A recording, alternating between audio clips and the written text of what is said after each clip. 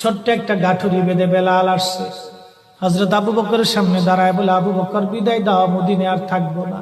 কেন রে বেলাল, কি জন্য মদিনায় থাকবে না? কিসের অভাব, কিসের কষ্ট?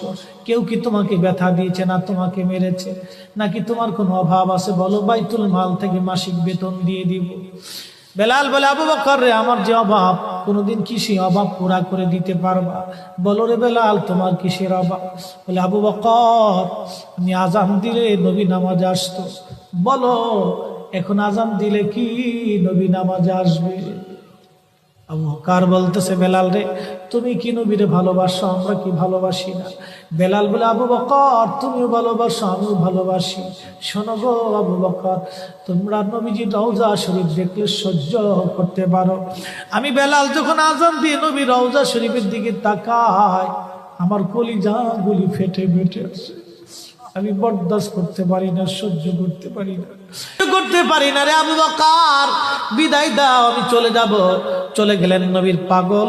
সিরিয়ার দামেস্কে যাওয়ার পরে কিছুদিন